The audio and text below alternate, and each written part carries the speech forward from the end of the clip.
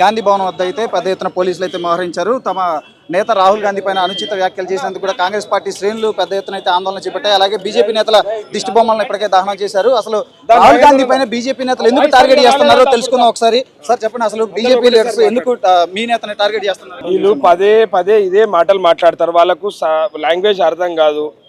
వాళ్ళు ఏం మాట్లాడుతున్నారో వాళ్ళకి, ఎందుకంటే వాళ్ళ దగ్గర ఉన్న వాళ్ళందరూ కూడా రోడ్ల మీద భాగవతాలు డ్యాన్సులు వేసుకునేటోళ్ళు, లేకపోతే టెర్రరిస్టులు, దేశ విద్రోహ శక్తులు అందరూ కూడా టికెట్లు ఇచ్చి వాళ్ళ లీడర్లను తయారు చేసి, ఒక కంగనా రనౌత్ గురించి మీకు అందరు తెలుసు, ఆమె బ్యాక్గ్రౌండ్ ఏందో. ఆమె కూడా రాహుల్ గాంధీ గారి గురించి స్టేట్మెంట్లు ఇస్తున్నది. కూడా బిట్టు అంట, వాడు కూడా అట్లాంటి మాటలే మాట్లాడుతుంది. నిన్న ఒక శాసనసభ్యులు, మాజీ శాసనసభ్యులు రాహుల్ గాంధీ గారిని చంపుతామని చెప్పేసి బహిరంగ సభల్లో చెప్తున్నారంటే వాళ్ళు ఒప్పుకున్నారు. ఏంటంటే ఇందిరాగాంధీ గారిని మేమే చంపినాం, ఇప్పుడు రాహుల్ గాంధీ గారిని కూడా మేమే చంపుతామని బీజేపీ నాయకులు బాహాటంగానే చెప్తున్నారు. కాబట్టి వాళ్ళ మీద మా నాయకులు నాగేందర్ గారు చెప్పినట్టు సుమోటో కింద కేసులు బుక్ చేయకపోతే మేమే ఈరోజు ప్రొటెస్ట్తో స్టార్ట్ అయిన ఈ కార్యక్రమం రేపటి దినం వాళ్ళ బీజేపీ హెడ్ క్వార్టర్స్ దాకా మేము చేరుకుంటాం.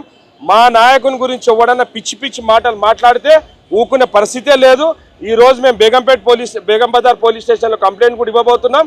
కంప్లైంట్ రిజిస్టర్ చేయకపోతే కోర్టుకు వెళ్తాం, కోర్టు నుంచి కేసు రిజిస్టర్ చేపిస్తాం, మా నాయకులందరినీ కూడా బొక్కలేపిస్తాము. ఇంకొకసారి రాహుల్ గాంధీ గారి గురించి పిచ్చి పిచ్చి మాటలు మాట్లాడే ఏ ఎదవనైనా ఉంటే మాత్రం మేము ఊకునే పరిస్థితే ఉండదు. వాళ్ళని కుక్కలను తరిమినట్టు తరుముతామని చెప్పేసి నేను మీ అందరికి కూడా మీడియా విధంగా వాళ్ళకి హెచ్చరిస్తున్నాను.